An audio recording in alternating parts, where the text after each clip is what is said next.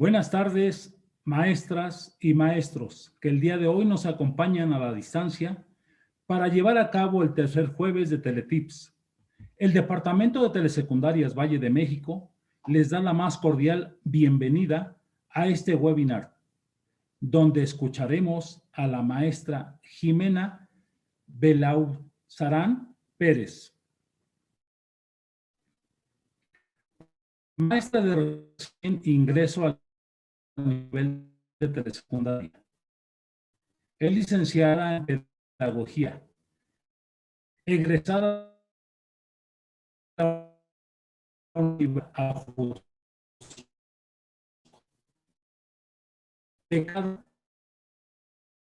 la Universidad de Barcelona, España. Cuenta con una maestría en docencia por parte de la Universidad Latina Morelos, que fue docente del English en Cuautla.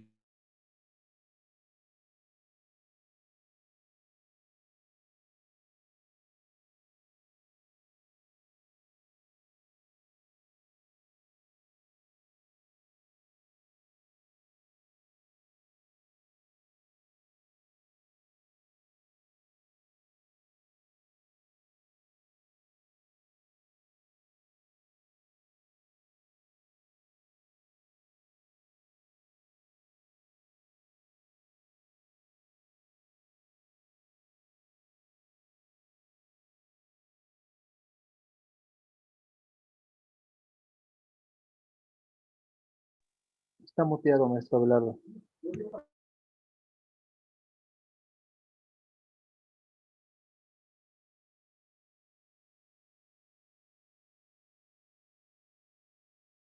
Maestro Abelardo está muteado.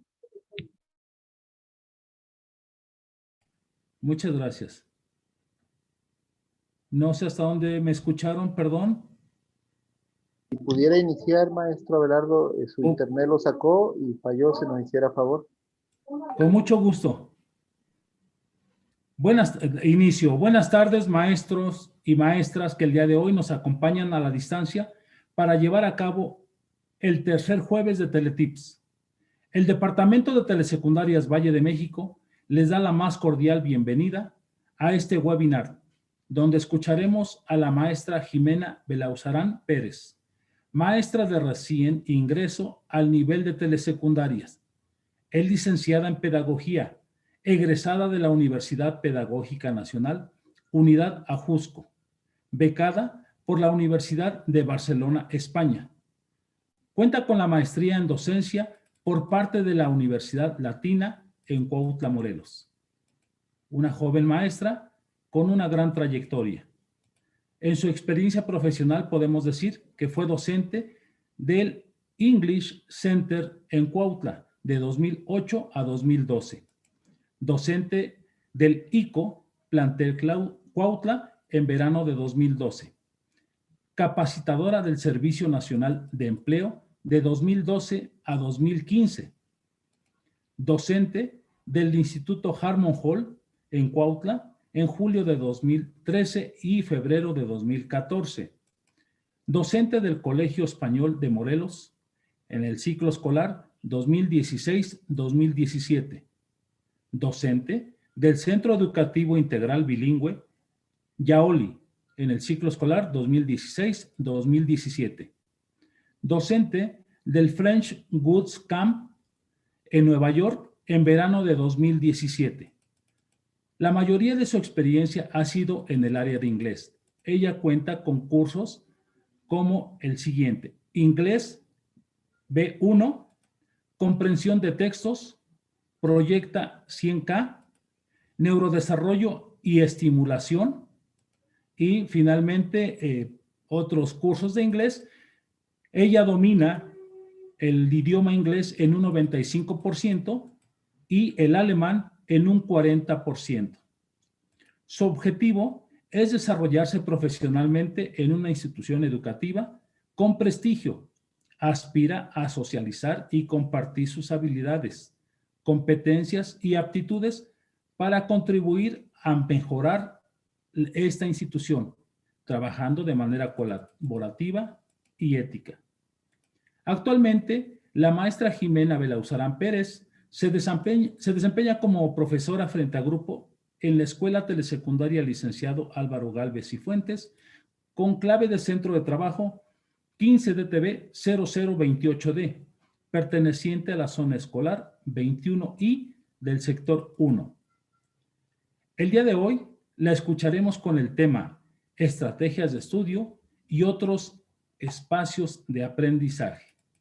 Solo quiero hacer mención a todos los que nos siguen por YouTube que si tienen alguna pregunta le escriban en el chat y se la haremos saber a la maestra Jimena para que de esta manera no sea contestada. Maestra Jimena, nuevamente le doy la bienvenida. Sabemos que su compromiso, empeño y dedicación nos hará aprender mucho. El micrófono es todo suyo, maestra. Adelante. Bueno, buenas tardes. Muchas gracias. Quiero darles la más cordial bienvenida a esta sesión 3 de Teletips, a todo el público que nos ve, a los amigos, a la familia, a mis compañeros maestros. Estoy muy emocionada y complacida de estar aquí con ustedes. El día de hoy vengo a compartirles un tema y quiero que nos sintamos en confianza. Es una plática entre amigos y deseo de todo corazón que al final de dicha presentación lleguen a una reflexión que les permita incluir un aprendizaje para su desarrollo profesional y personal. El tema que vamos a trabajar es estrategias de estudio y otros espacios de aprendizaje. Este tema lo elegí porque... ¿Podemos pasar a la siguiente, por favor?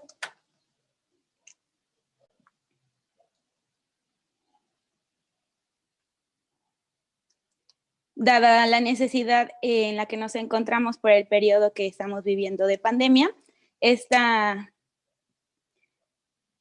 crisis sanitaria nos tomó por sorpresa y nos ha impactado en todos los ámbitos de nuestra vida.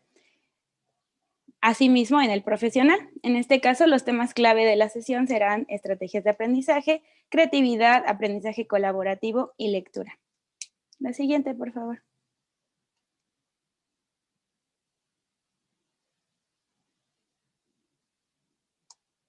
Quisiera que antes de que comenzáramos, pensáramos todos en cómo es ese proceso de aprendizaje, qué involucra, qué pasa cuando aprendemos, cómo nos damos cuenta que aprendemos. La siguiente, por favor. Nosotros como docentes tenemos que reconocernos como seres en constante aprendizaje. Así como los alumnos aprenden de nosotros, nosotros con nuestro quehacer cotidiano y nuestra práctica, logramos también aprender muchas cosas y son los alumnos los que muchas veces nos guían a ese aprendizaje. Entonces, quisiera retomar la siguiente cita que dice, en tiempos de crisis, la imaginación es más necesaria que el intelecto. Y es justo este tiempo de crisis el que nos va a permitir tener ese crecimiento personal que lógicamente y de manera directa elevará nuestro desempeño profesional.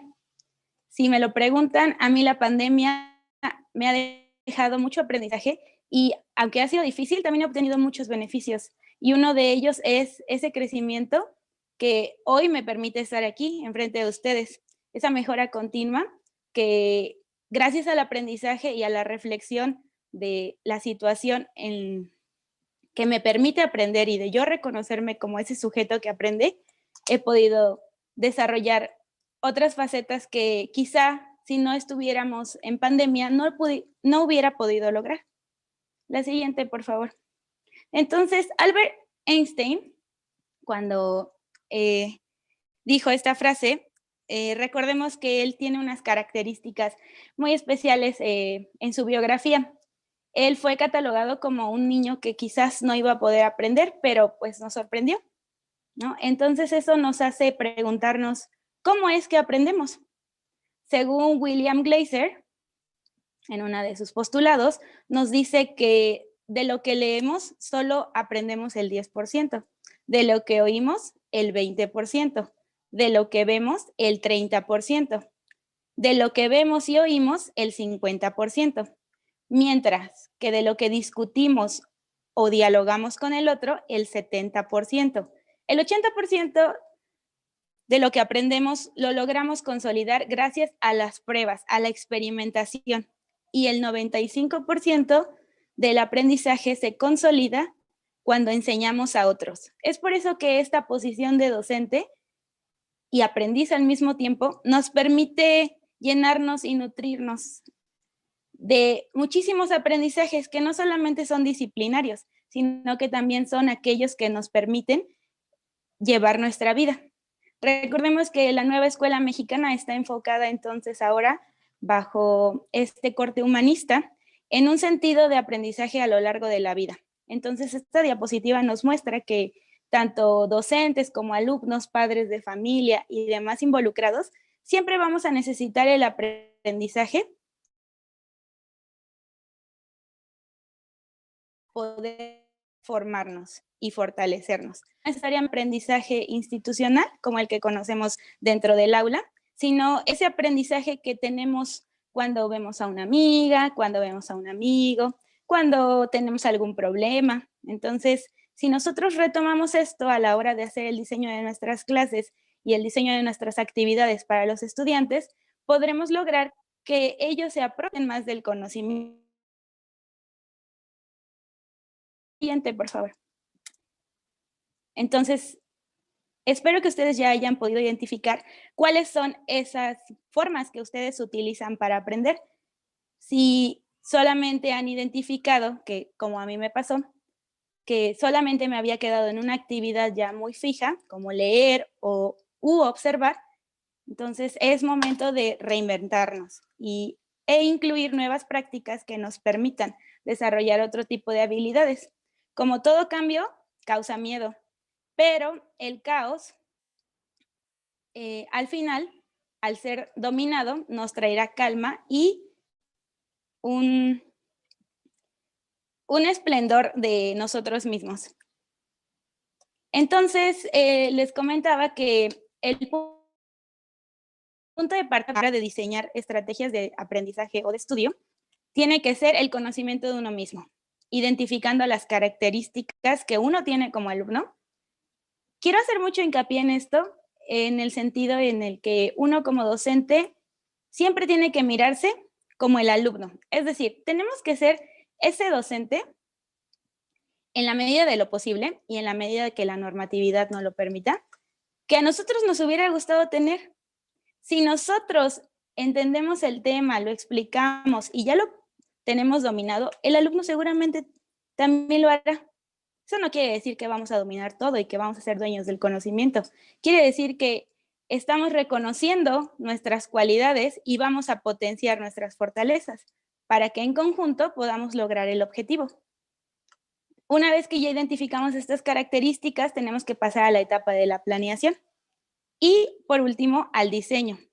Y aquí ya incluiría la ejecución de la misma estrategia. La siguiente, por favor.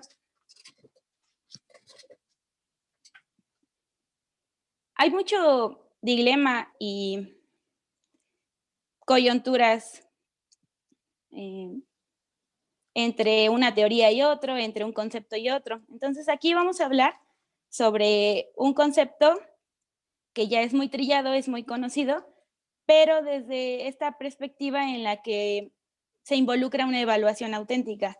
Yo les estoy presentando este concepto de estrategia de aprendizaje, entendido desde un paradigma educativo en el que el alumno es el centro, en el que el alumno va a ser el que va a construir su conocimiento y por ende esta estrategia va a ser una guía flexible y consciente de acciones que el alumno mismo realizará para conseguir su objetivo de aprendizaje, a diferencia de una técnica.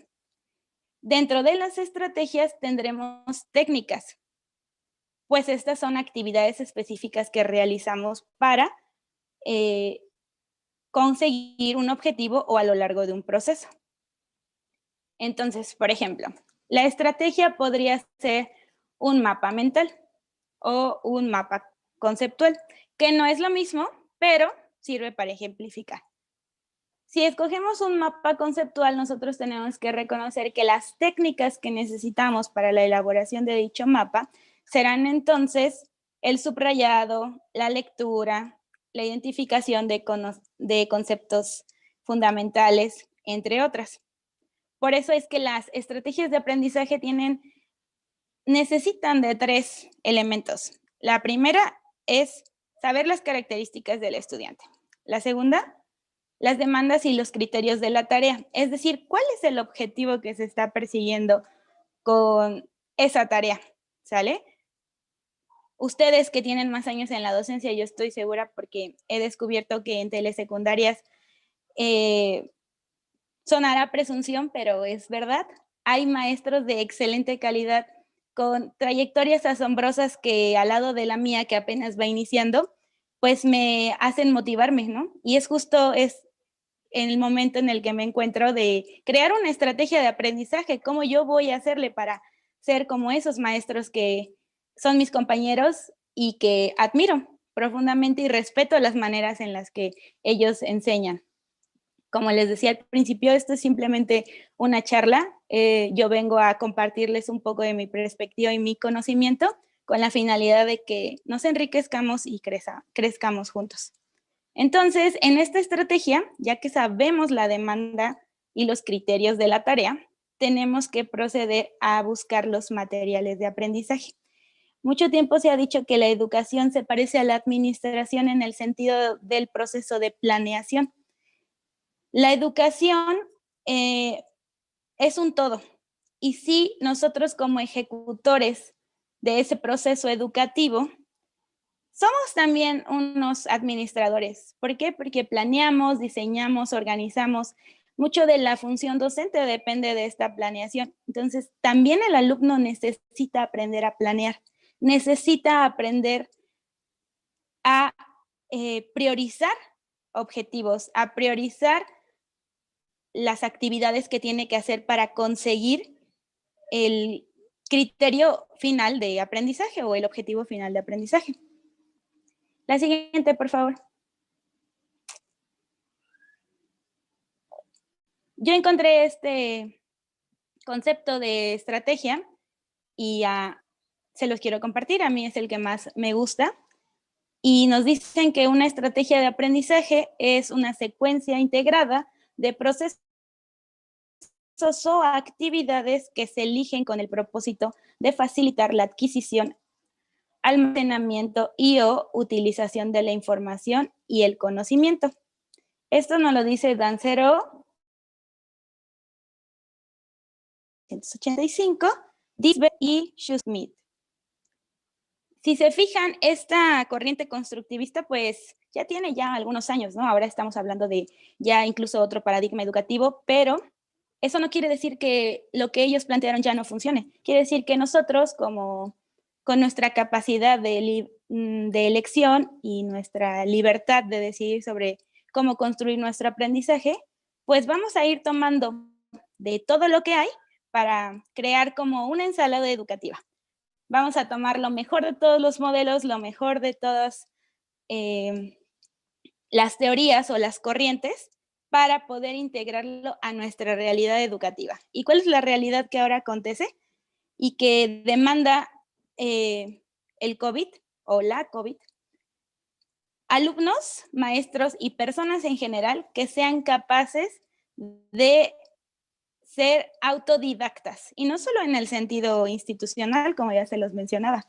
Estamos buscando ciudadanos o formar ciudadanos que sean independientes, que sean autónomos, que sean democráticos, que participen activamente. Y no me dejarán mentir, para todo esto la base es un proceso de enseñanza-aprendizaje. Aunque no obtengamos un diploma, una constancia, un certificado, una boleta, eso no es la prioridad de conseguir un proceso de enseñanza-aprendizaje.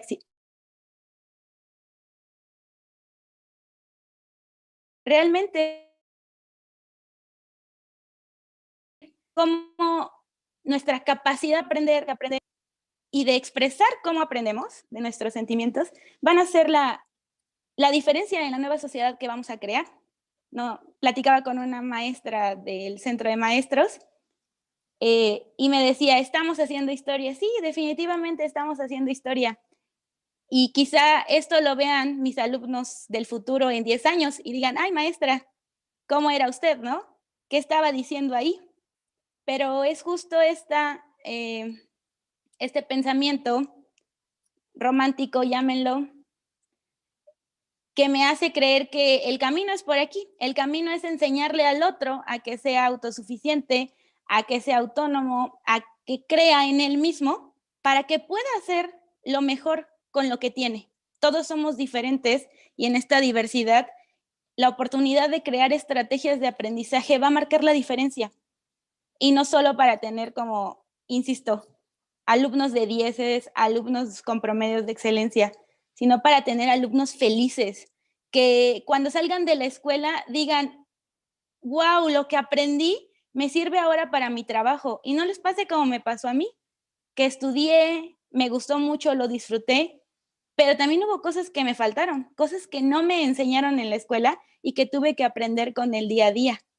Y que si no hubiera sido capaz de reflexionar cómo es que yo aprendo, quizás no hubiera conseguido el mismo éxito o no hubiera conseguido los mismos resultados, porque recordemos que la palabra éxito es muy subjetiva y involucra muchas cosas y es algo relativa. Entonces, para no entrar en temas difíciles y herir susceptibilidades, continuemos. Por favor, la siguiente. Entonces, algunos ejemplos de estrategias de aprendizaje, yo les traje estos. ¿Estos por qué? Porque a mi punto de vista son los más fáciles de aprender de manera autodidacta, los más completos, los que sirven para casi todo. Para casi todas las asignaturas las podemos utilizar. ¿Sale? Entonces es el mapa semántico, el mapa conceptual, el mapa mental, las redes conceptuales, la exposición, el estudio de casos y el método ABP, el aprendizaje basado en problemas. Estos ejemplos de técnicas, de estrategias que involucran técnicas de aprendizaje, son los que a mi parecer y según la teoría del constructivismo y el socioconstructivismo, son aquellos que nos permiten realmente hacer como una radiografía de nuestro pensamiento. Veamos a la estrategia de aprendizaje como eso tangible que nosotros como maestros podemos observar para darnos cuenta si el alumno nos comprendió o no. No si está diciendo lo que yo quiero o lo que debe ser correcto, sino lo que es adecuado, coherente y razonable de acuerdo al momento, a la asignatura y al caso particular que nosotros planteamos. El siguiente, por favor.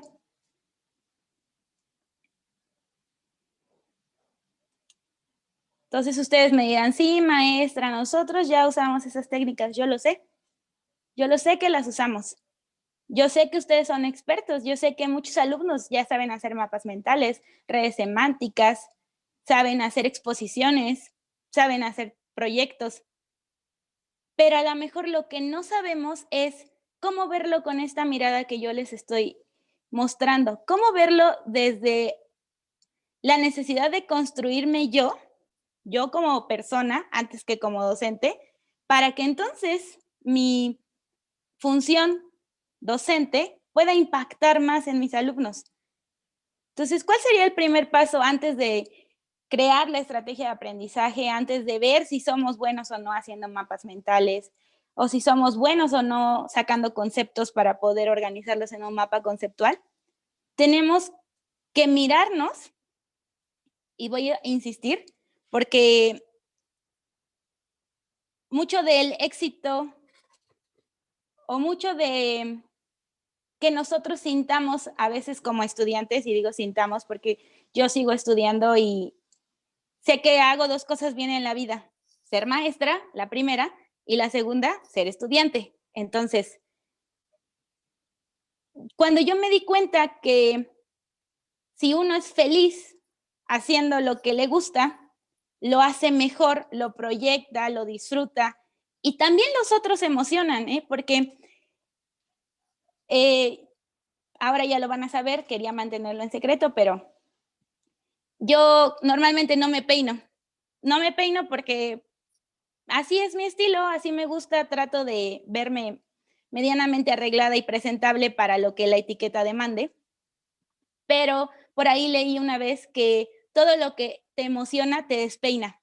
Y si ustedes me vieran después de dar clases, aunque estoy en la virtualidad y a través de una pantalla, yo empiezo peinada y no sé cómo, termino con los pelos uno por aquí, otro por acá, y mis alumnos siempre me preguntan, maestra, ¿por qué no se peina?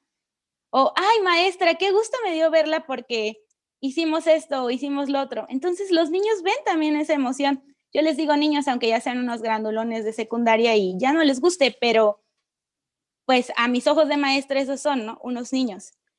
Son unas personitas que, digo yo, si los contagié de mi emoción y entonces él logró hacer esa apreciación y pudo transformarlo en un producto que a mí me sirve además para evaluarlo, ya estoy del otro lado. Porque el alumno después va reflexionando y dice, ay, cuando hice mi resumen me falló esto, pero entonces ahora voy a hacer esto. Y no necesariamente nos tenemos que encasillar en esas estrategias que ya están dichas. Nosotros podemos probar y podemos presentarles porque para variedad los colores, ¿sale? Aquí hay para elegir de muchos lados.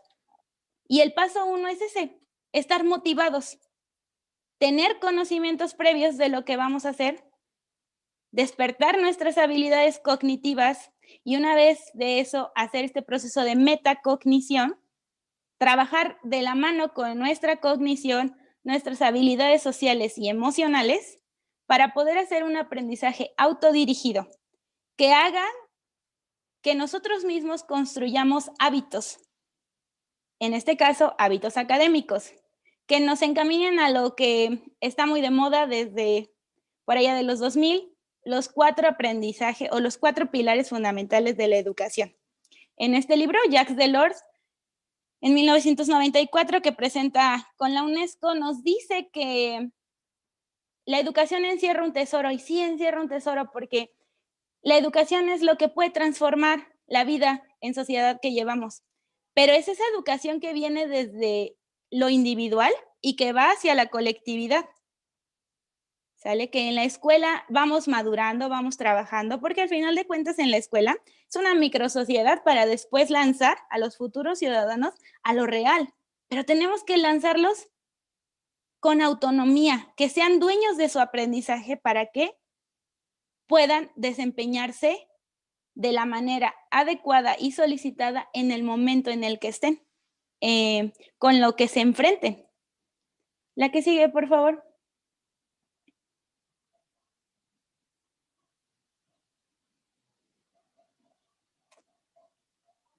Otro de los temas importantes que les había comentado es este aprendizaje colaborativo. Entonces, ¿cómo vamos a ligar el conocimiento de uno mismo, el diseño de una estrategia de aprendizaje con este aprendizaje colaborativo? Porque ustedes recordarán que el título de la presentación incluye otros espacios de aprendizaje. ¿Cuál es otro espacio? El que tenemos en nuestra casa, el que tenemos cuando salimos a convivir con un círculo de amigos. Ustedes me dirán, bueno, usted lo ve así porque es maestra, porque yo espero que muchas más personas que no se dedican al gremio docente lo estén viendo. Y me dirán, bueno, si usted es maestra lo puede ver así, pero yo que soy ingeniero, ¿yo cómo lo puedo ver? ¿Yo cómo puedo encontrar esos espacios de aprendizaje? Y la respuesta está en darse el momento para mirarnos. Es como hacer una pausa y, en un sentido filosófico, poder ser capaces de salirnos de nuestra individualidad y vernos a través de los ojos de los otros, ¿sale? Y descubrir cómo es que estamos aprendiendo. No es que les diga que que cada que salen en su carro están haciendo un proceso de aprendizaje, a lo mejor no se ve así, pero sí que vale mucho la pena tener la filosofía de aprender algo del diario, porque dicen por ahí que si te comes una manzana, todos los días aumentas las posibilidades de tener más años de vida. Entonces, también dicen algunas otras personas que el día vale si aprendiste algo. Y el día que no aprendiste algo, quizá fue un día que desperdiciaste. Y estarán de acuerdo conmigo que el tiempo no perdona, el tiempo no regresa. Entonces, vamos a aprovecharlo. Vamos a apoyarnos de los que como nosotros piensan igual y de los que no piensan igual, ver con qué sí estamos de acuerdo y tenerlo para nosotros. Eso no quiere decir que yo les pido que estén de acuerdo al 100% con lo que estoy diciendo, que me digan, sí, maestra, está muy padre lo que dijo. No, quiero que, con todo respeto, tomen aquello que les sirva y lo que no, lo dejen pasar. Con la intención entonces de que ustedes regulen su aprendizaje. Porque como les dije, no podemos tener aquí todo el conocimiento, o sea, el conocimiento va en espiral, se está moviendo, es dinámico y si hay tantos libros, pues nuestra mente tampoco va a ser capaz de almacenar tanto, ¿no? Nos vamos volviendo especialistas y justo con esta visión del aprendizaje colaborativo es que podemos integrar redes de conocimiento que caminen hacia el objetivo de un bien común. Porque si no, entonces, ¿qué sentido tendría aprender? ¿Qué sentido tendría tener el conocimiento de un área específica si no lo compartimos, si no lo socializamos, si no lo aprovechamos para el bienestar? Además del personal, pues del social, ¿no? Porque todos tenemos una pareja, un amigo, una familia, primos, sobrinos, hermanos, vecinos, alumnos, compañeros. Entonces, siempre va a haber alguien que nos importe. Y es de ellos, con este sentido de aprendizaje colaborativo, que podemos empezar a practicarlo y después llevarlo al aula. Yo soy mucho de la idea que para que este aprendizaje sea experiencial, también el maestro tiene que vivirlo, tiene que darse la oportunidad de probar algo diferente. Eso no quiere decir que va a dejar de ser un buen maestro o que va a dejar de, o que va a ser menos exigente o que va a estar mal que se equivoque. Claro que no. Con la contradicción nosotros encontramos muchas otras oportunidades. Y nos dice Johnson & Johnson y Hulbeck en uno de sus trabajos en 1995 que el aprendizaje colaborativo, desde el punto de vista de la interdependencia social, porque acuérdense que también la educación tiene una característica, se trae lo mejor de otras áreas de conocimiento, porque la educación es una ciencia transdisciplinar que trabaja en colaboración con todos los demás. Precisamente es por eso que a la educación le es muy fácil por escrito poner todos estos conceptos, porque ella como ciencia lo hace. Y el número 1 sería la interdependencia positiva. ¿Qué quiere decir con esto? Que pues tengo que reconocer mi individualidad, ver cuáles son mis puntos débiles, mis fortalezas, cómo yo me relaciono con el otro y cuando entro en un grupo, si puedo ser capaz de respetar al otro, si puedo ser capaz de confiar en que él va a funcionar bien en el rol que le toque desempeñar. El número 2 es la responsabilidad individual y grupal. Cuando entramos en un trabajo colaborativo, nosotros tenemos que pensar que el bien no solo va a ser personal, va a ser para todos. Y si algún otro se atora, esa va a ser la diferencia entre colaborativo y cooperativo, que el cooperativo va a estar enfocado a la eficiencia, al resultado, y el colaborativo se va a preocupar por el proceso. Sí, por el resultado, claro, pero nos va a interesar tener un buen resultado con un buen proceso. ¿Para qué? Para que las personas que intervinieron vuelvan, regresen, quieran volver a participar. El número 3 es habilidades interpersonales. Cómo nosotros nos llevamos con el otro, nuestra capacidad de expresar los sentimientos, emociones y de respetar lo que el otro siente también.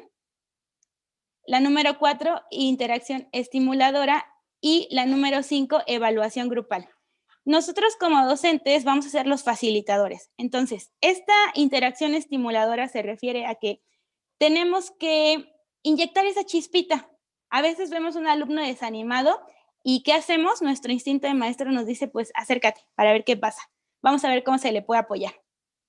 Y ahí estamos, echándole grasa al engrane para que todo funcione, pero no con la intención de tener el mejor promedio de la escuela o de ser catalogado como el docente que tiene alumnos de excelencia, sino para que ese alumno después sin ti pueda seguir, ¿sale? Porque a veces los alumnos y los maestros nos queremos casar en el sentido de que creamos una relación fuerte que podría entonces hacer que se pierda la intención que nosotros tenemos en el aula. Entonces, esta interacción estimuladora también tiene que ser controlada y tiene que ser bajo una línea de respeto. Recuerden, siempre este tipo de aprendizaje va a buscar la consecución de un objetivo.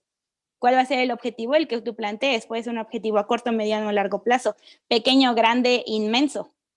Mi sugerencia, objetivos cortos, metas concretas para que así después el estudiante pueda conseguir metas más grandes. Y la última, la evaluación grupal. Todo proceso tiene que ser evaluado y la educación no se puede concebir sin evaluación. ¿Cómo nosotros sabemos que lo hacemos bien, medianamente bien, más o menos pasable, regular? Evaluando.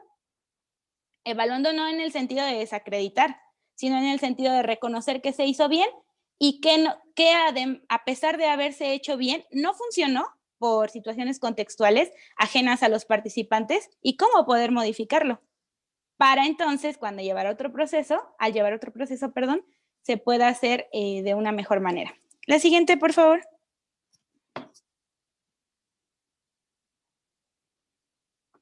Y este sería todo de mi parte. Espero hayan logrado el objetivo de la sesión que les comentaba.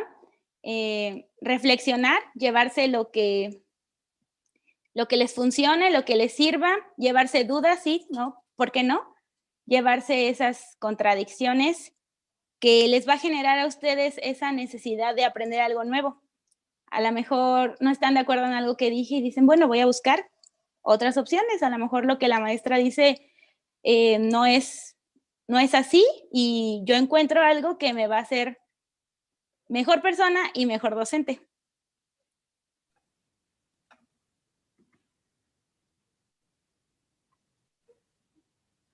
Muchas gracias, maestra, por compartirnos esas estrategias de estudio y por hablarnos de estos espacios de aprendizaje. Siempre es muy enriquecedor escucharla. Sabemos que la tuvimos en un curso para profesores de nuevo ingreso y nos dimos cuenta de su entusiasmo, de su dinamismo. Maestra Jimena, tenemos unas preguntas que nos hacen en el chat. Y la primera, Angélica Valdés, pregunta, ¿qué tenemos que hacer para lograr que mi estrategia sea flexible? La flexibilidad habla en cuanto a la capacidad del pensamiento. Es decir, nosotros al diseñar una estrategia tenemos proyectado el final, pero tenemos que desarrollar el proceso.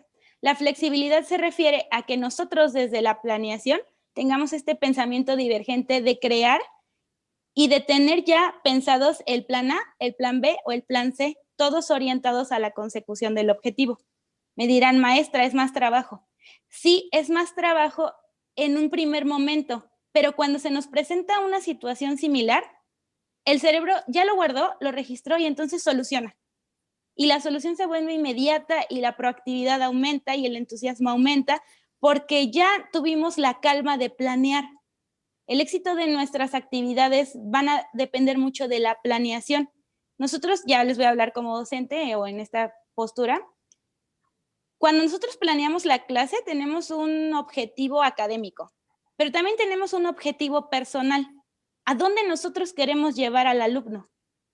Porque el plan y programa me va a marcar el aprendizaje esperado, la competencia, todo. Eso ya está dicho, ya está sentado, quizás hasta no lo sabemos de memoria. O quizás no y solo lo copiamos y lo pegamos en la planeación. Pero entonces, si yo sé que el aprendizaje esperado tiene ciertas características y yo me puedo dar cuenta que el alumno lo sabe por ejemplo, si expone y puede hablar del tema, si cuando escribe tiene buena puntuación, buena ortografía, buena redacción en general, y si cuando lo comparte, su calidad oral es eficiente, si puede lograr comunicarse. Entonces yo digo, bueno, ese aprendizaje lo puedo partir, hago mi planeación, pero les muestro también a los alumnos a dónde yo los quiero llevar, porque yo sé que nosotros les enseñamos cuál es el aprendizaje esperado de la sesión o cuál es el objetivo, pero también tenemos que decirles cuál es nuestro objetivo personal y no en un sentido autoritario, porque nosotros queramos llevarlos ahí. No, en un sentido en el que nosotros somos los facilitadores y nosotros vemos ese alcance, pero quizá en el trayecto un alumno se dé cuenta que además de nosotros querer llegar al peldaño C, ellos también van a ser capaces de llegar al peldaño D. Entonces a eso se refiere la flexibilidad, a poder crear varios planes, varios caminos para llegar al mismo objetivo, pero siempre desde un inicio.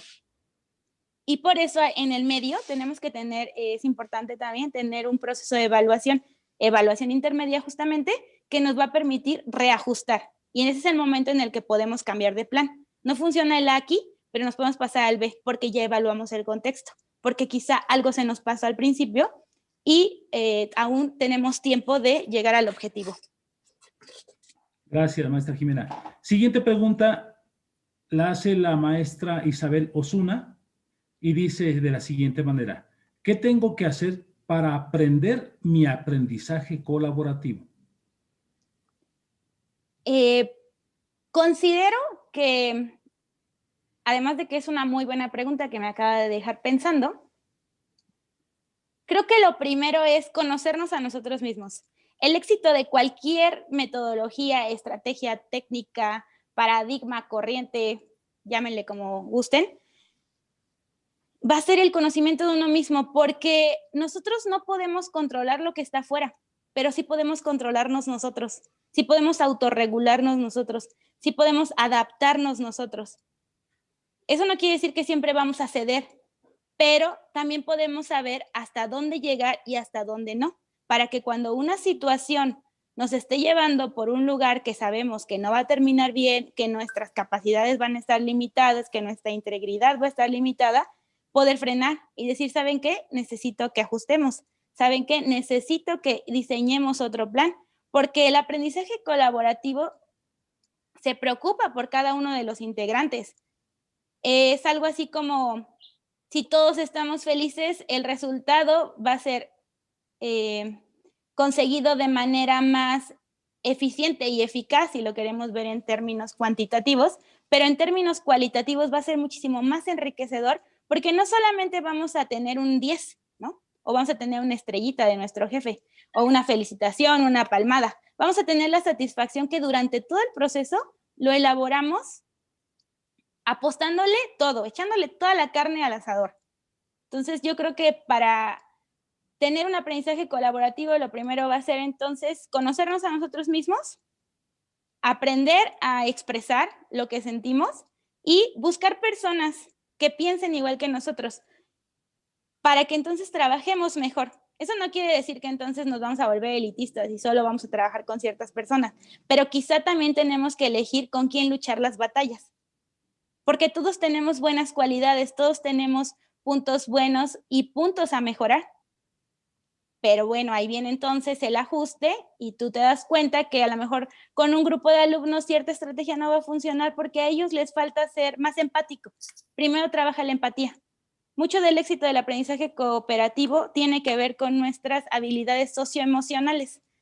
No por tanto están tan de moda ahora, ¿verdad? O no por menos, perdón. Así es. Maestra Jimena, del Centro de Maestros de Nicolás Romero, preguntan: ¿qué diferencia existe entre aprendizaje colaborativo y aprendizaje individual?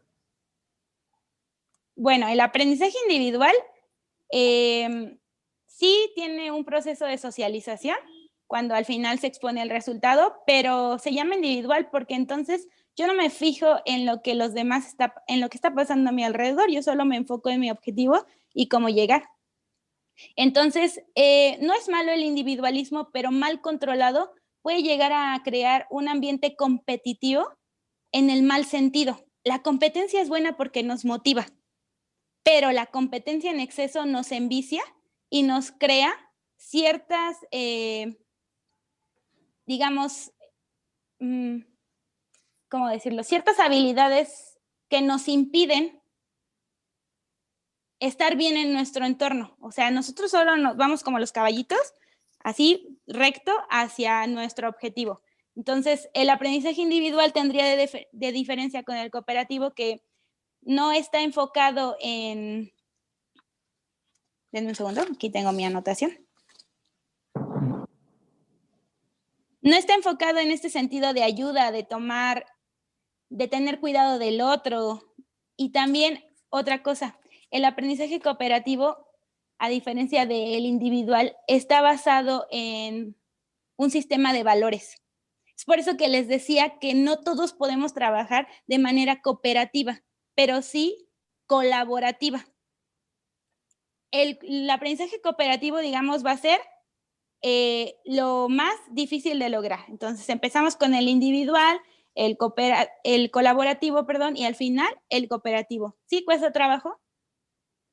Sí, pero también si no lo intentamos, si no damos ese primer paso, ese cambio de chip, aquí no se trata de, lo voy a hacer porque lo dijeron, no, aquí se trata de estar convencido y de darse la oportunidad de reinventarse, de transformarnos, porque si el mundo se ha transformado con esta pandemia, ¿por qué nosotros no? ¿Por qué nosotros no tomamos esa oportunidad? Muy bien, maestra.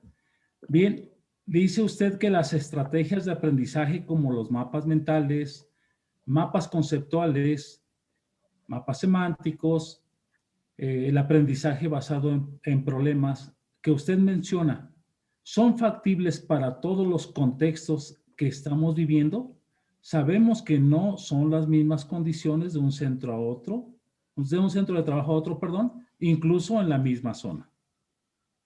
Sí, sí son factibles porque, como les decía, estas son radiografías del pensamiento de los estudiantes. ¿Qué nos toca a nosotros hacer como docentes? Aprendernos la teoría de cómo hacer cada estrategia. Entonces, mi sugerencia es, ¿ustedes quieren enseñar mapas mentales? Mapas conceptuales, por ejemplo. Tienen que leer a la persona que los inventó. Tienen que leer a la persona que los patentó para que vean el sentido. ¿Sale? Y entonces, sí, todas estas estrategias son aplicables en este momento, sí, porque incluso hay herramientas tecnológicas que nos ayudan a hacer nuestras estrategias de aprendizaje más visuales, más interactivas, más divertidas. Ya no tenemos que tener al alumno ahí haciendo los cuadritos o estresado porque le queden parejos o a los que se les dificultaba dibujar. Ahora tienen esta inmediatez y esta interactividad que la virtualidad les imprime, pero también creo que a veces no son tan exitosas por dos sentidos. El primero sería porque la sociedad en la que vivimos es una sociedad de la inmediatez. Es una sociedad líquida que ya no está enfocada en el esfuerzo del proceso. Es por eso que todos estos términos donde hablamos de procesos, de trabajo en equipo, nos hacen a veces inalcanzables, porque ya los chavos, y eso que yo estoy joven y voy a ser siempre joven porque me robo la juventud de mis alumnos, ya no están dispuestos a esperar. Como tenemos esta habilidad de dar un clic y hacer algo, los alumnos quieren que el aprendizaje venga igual, pero se les olvida que esto es tecnológico, es un artefacto cultural que dependiendo del sentido que nosotros le demos es la utilidad que va a traer a nuestra vida. Entonces, si nosotros le damos un sentido, una utilidad, el estudiante va a comprender que esto junto con esto junto, y el maestro, y su orientación, y sus compañeros, va a lograr algo que se le va a quedar aquí y aquí siempre, no importando que cambie de aparato, no importando que cambie de compañía, no importando que cambie de maestro, porque entonces se va a crear este aprendizaje permanente y a lo largo de la vida. El hábito por aprender, como todos los hábitos, se crea en 21 días, maestros. Entonces, apostémosle a la práctica constante. Y recordemos cómo aprendimos nosotros. ¿Cómo aprendiste a hacer tu cama al levantarte? Todos los días tu mamá te decía, ¿ya hiciste tu cama? ya hiciste tu cama hasta que tú solita aprendiste, para que no te dijera tu mamá y no te regañara. Espero que con eso se conteste la pregunta de la maestra. Sí, maestra Jimena. Bien, del Centro de Maestros de Ecatepec nos preguntan, ¿se puede lograr un aprendizaje cooperativo en las clases virtuales? Yo creo que sí, pero no lo vamos a ver de inmediato. No creo, estoy convencida de que sí, pero lo vamos a ver, lo vamos a poder apreciar y saborear, no en la primera vez que lo apliquemos, sino en la repetición también, porque nuestros alumnos y nosotros mismos no estábamos acostumbrados a trabajar así. Algunos sí, otros no, pero como la mayoría quizá se está empapando de nuevas cosas y está viendo con otros ojos estos tiempos tan inciertos que la vida nos presenta, entonces sí podemos tener un aprendizaje cooperativo, sí. ¿Va a tomar más tiempo? También. ¿No va a ser inmediato? Efectivamente no va a ser inmediato, pero entonces nosotros vamos a irnos dando cuenta que justo estos 5 aspectos que nos mencionan los autores son los que primero tenemos que trabajar antes de aplicar la técnica. Primero, tenemos que irnos sobre el conocimiento de uno mismo.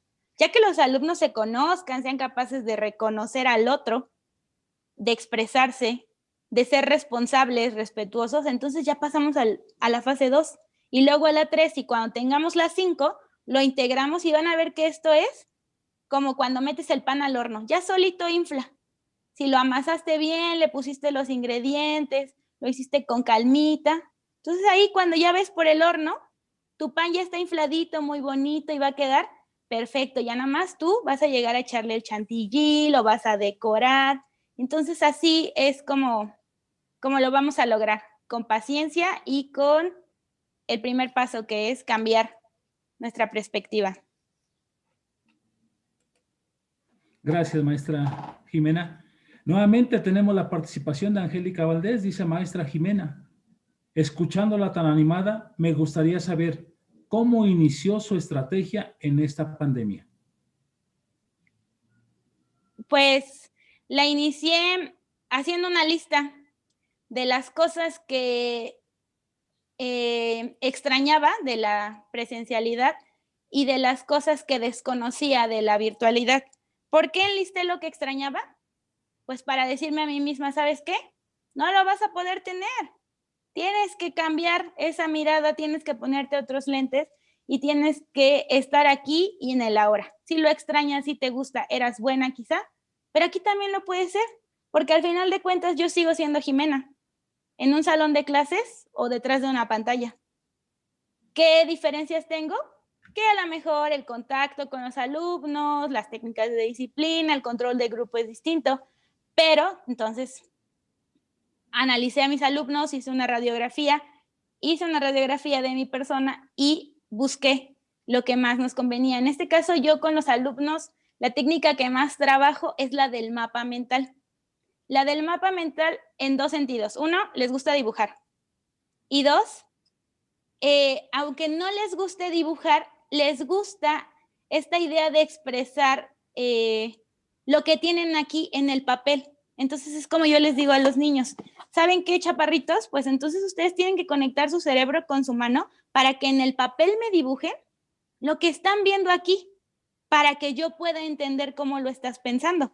Porque yo te puedo ver a través de la pantalla, pero ¿qué crees? Todavía no puedo ver lo que piensas. Si tú me lo compartes, entonces podemos nosotros ver cómo vamos a hacerlo. Otra cosa que también hago con los chavos, y más que antes en la presencialidad, es preguntarles qué saben. Porque nuestros alumnos ahorita tienen mucho tiempo libre, porque sienten que esto no son clases, que esto no es con el rigor escolar que conocían. Y apenas están aprendiendo a manejar su tiempo. Entonces, sí que les permite el espacio de buscar y de conocer nuevas cosas. Ahorita antes de que se me olvide, también otra manera de saber cómo planear la estrategia maestra es preguntándose usted qué objetivo quiere tener. Sí, el que aprendan sus alumnos, yo sé que esa es prioridad, pero usted pregúntese, con ese tema yo qué quiero que aprendan, ¿no? Entonces nos vamos a esta necesidad que nos marcaban las autoridades educativas de hablar sobre los aprendizajes esenciales. Ya no los esperados, sino los esenciales de cada asignatura para que el alumno tenga el conocimiento y el dominio que le permita después ir a temas más grandes, porque siempre el conocimiento se va a hacer más grande. Empezamos así y terminamos con cantidades estratosféricas o magnitudes extravagantes. Ok. Jessica Itzayana García Flores nos pregunta, ¿los aprendizajes tienen todo un proceso de acuerdo al nivel o son iguales para todos? Pero los aprendizajes, ¿en qué sentido? En esta pirámide que, bueno, en ese esquema que yo les presenté, que también se conoce como pirámide del aprendizaje, no, si es en ese sentido, maestra, o Itzayana, me dijo que se llama. Así es, Itzayana. Sí, o Itzayana, si nos pudieras aclarar en qué sentido el aprendizaje. Si es en este sentido de lo que dice Gleiser, entonces nosotros tenemos que ver esta infografía en el sentido en el que cuando planeamos la clase, tenemos que dedicarle más tiempo a las actividades donde los alumnos producen. Porque si yo pongo al alumno a leer el libro, ok, lo leyó y entonces yo ya sé que solo se le va a quedar el 10%.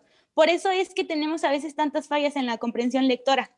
Pero si yo al alumno lo pongo a leer y después le digo, analízame con los conceptos clave que ya viste. Vamos ahora a hacer un dilema moral que sirve mucho para trabajar formación cívica y ética. Entonces, tú acabas de ver en el tema de formación cívica y ética o en biología, haces una transversalidad de contenidos, acabas de ver métodos anticonceptivos o cuidado de la salud sexual. Entonces tú les dices a los niños, bueno, ya se saben los conceptos, ahora leamos un texto para reactivarlos, que los tengan presentes, y les dices, vamos a ver la siguiente situación.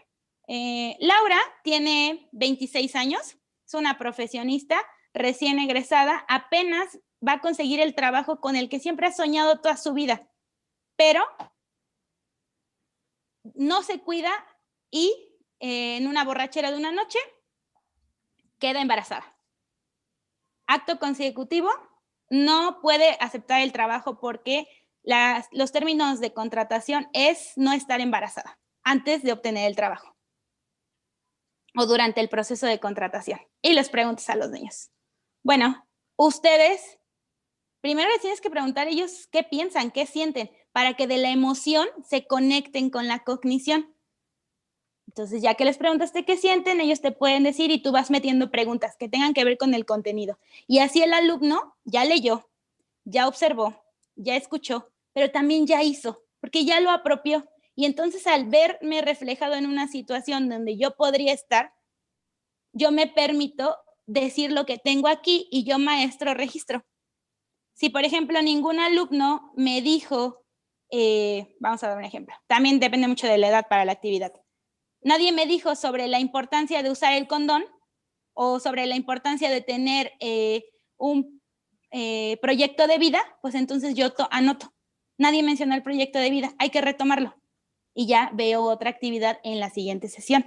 Y si es en el sentido en el que los aprendizajes son diferentes, sí van a ser diferentes porque acuérdense que nosotros como sujetos en nuestra anatomía, fisiología y en esta posición biológica y a nivel neuronal, vamos teniendo diferentes habilidades conforme vamos creciendo. Es por eso que, según Piaget, que nadie ha logrado quitar esa teoría psicogenética, nos dice que de acuerdo a la edad es nuestras habilidades de pensamiento y las limitaciones que vamos a tener, pero no en el sentido de que nunca las podamos lograr, sino que el cuerpo aún no está listo para dar ese paso. Entonces, por eso a los niños cuando están chiquitos tú le dices dulces, no se los enseñas y piensan que ya se fueron para siempre. Y lloran y hacen un show, les vuelves a enseñar el dulce y están felices. Porque todavía no tienen ese sentido de abstracción, pero con el paso del tiempo lo van a adquirir. Ok, maestra. Por último, nos pregunta Rosario Viveros, ¿qué le recomendaría a los docentes para no perder el ánimo por enseñar en tiempos de pandemia?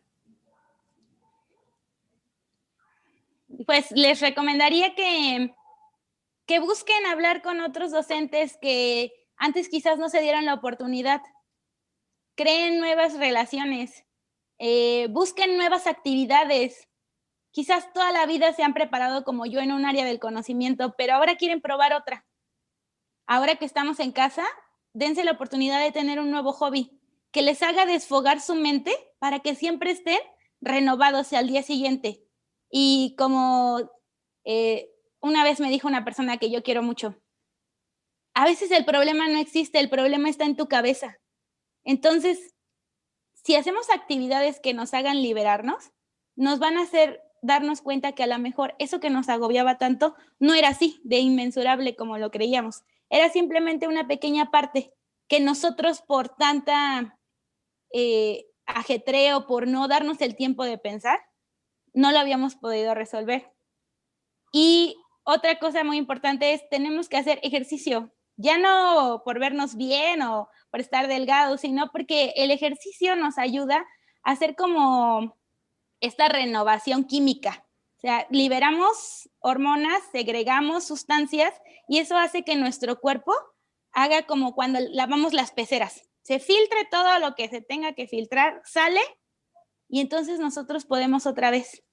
Este tiempo de pandemia me ha dado la oportunidad de perder 10 kilos, de estar más feliz, mis rodillas más felices, y eso me motiva a que les digo a los niños, bueno, ustedes ya descubrieron esto, ya descubrieron el otro, y meternos más en la cultura de los chavos. A lo mejor nosotros ya pueden decir, maestro, yo ya estoy grande, pero miren, hay cosas tan divertidas que podemos encontrar en la red, y también tenemos que verlas para que nosotros podamos saber cuando el alumno puede estar en riesgo o no, porque tanta convivencia con la tecnología sin supervisión también puede ser dañina. Entonces, también considero que uno nunca pierde la ilusión por enseñar cuando es nuestra pasión, cuando es nuestro sueño y cuando perseguimos una vocación. Como les dije, yo estoy consciente que desde que tenía 5 años y dije que iba a ser maestra, hoy, 20 años más tarde, estoy tan contenta de no haberme rendido en seguir mi pasión. Y eso es lo que trato de inyectarles a mis alumnos y a las personas que están a mi alrededor, que hagan lo que aman. ¿Para qué? Para que sean felices. Ya el dinero, el sueldazo, el carro, eso va a venir después.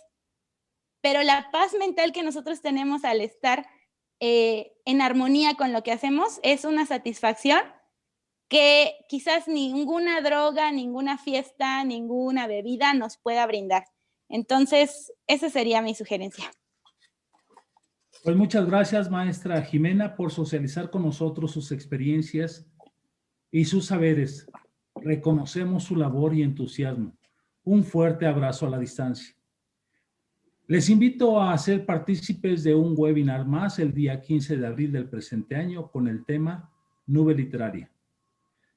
Y en estos momentos cedo la palabra a la maestra María de Lourdes Muñoz Araujo, encargada del despacho del Departamento de Telesecundarias Valle de México. Adelante, maestra. Muchas gracias, maestro Abelardo. Un gusto saludarles. A maestra Jimena, un placer escucharles, un deleite el cómo nos comparte esta gran experiencia, pero sobre todo, maestra, así como retomo una frase que usted hacía referencia, pensamiento romántico.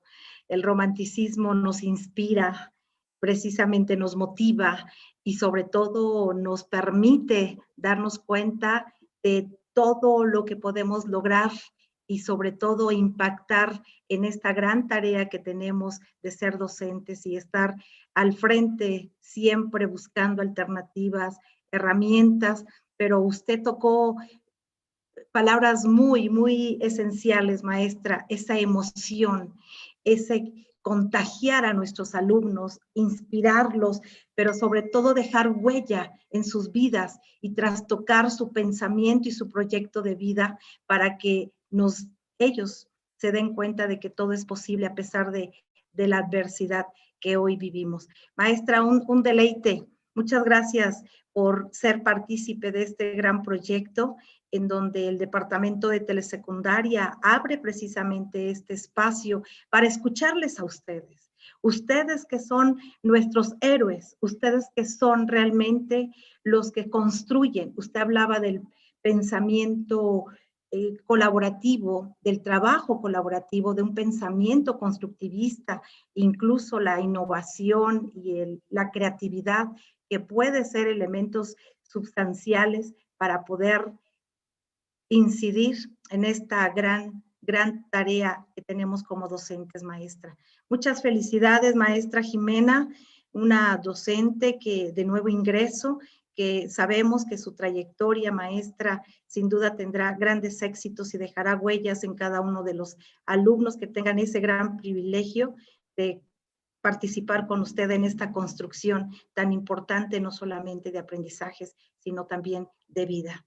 Un abrazo, maestra Jimena, y estamos agradecidos por esta gran oportunidad de escucharles, y también a los compañeros que nos siguen a través de estas redes que se han habilitado para poder conocer su trayectoria, sus experiencias, pero sobre todo los aprendizajes que ustedes hoy en día están adquiriendo, desarrollando, innovando para poder resolver las diversas situaciones que se presentan dentro de ese gran espacio áulico y sobre todo en la interacción con cada uno de nuestros alumnos.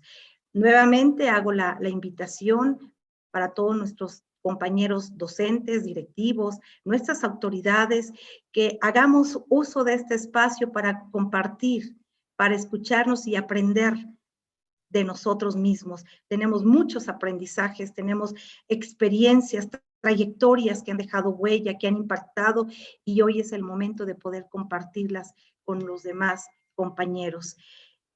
Desearles a todos y cada uno, estamos ya en puerta de iniciar un periodo vacacional merecido, desearles que estas vacaciones les permitan estar en familia, un poco más relajados, reconocerles el gran trabajo que han realizado durante todo este periodo, y esperamos que estén bien con sus familiares para el regreso, también continuar con las medidas sanitarias que nuestras autoridades nos han encomendado en todo momento.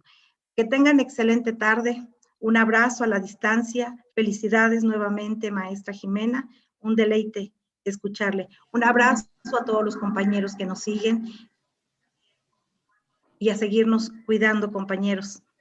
Éxito a todos y nuestro reconocimiento.